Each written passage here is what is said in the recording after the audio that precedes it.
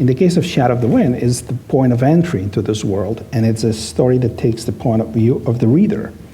Therefore, it's a much sweeter story because it's a story of the romance. It's about falling in love with literature. It's how readers perceive the discovery of literature.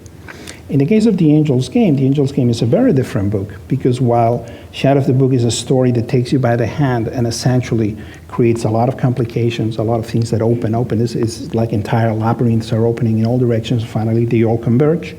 They become one. But the story is taking you by the hand and is telling you exactly how things are. The Angel's Game is completely the opposite. To begin with, it's not about the perspective of the reader, it's about the perspective of the storyteller, about the writing process. And in many ways, the story is seen through the perspective of this character who's a writer, who's essentially descending into madness. His sanity is decomposing through the story.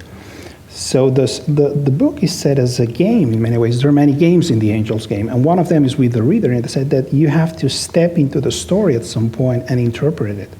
And you can interpret the story in different ways. And each one of these ways clicks.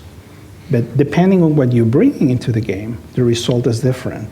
This also makes the story, I think, confusing for some readers because as opposed to Shadow of the Wind, the story is not telling you where everything is. It's not taking you by the hand.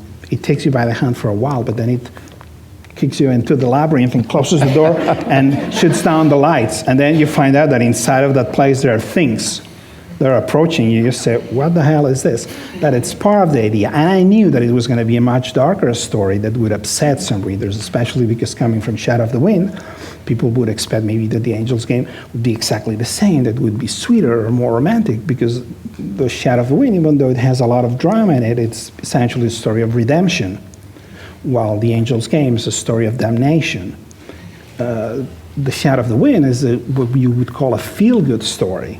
The Angel's Game is a feel-bad story. It makes you feel bad about the world. It makes you feel bad about yourself, which is something that, if editors hear, they just slash their throats or say, okay, that's it, I quit.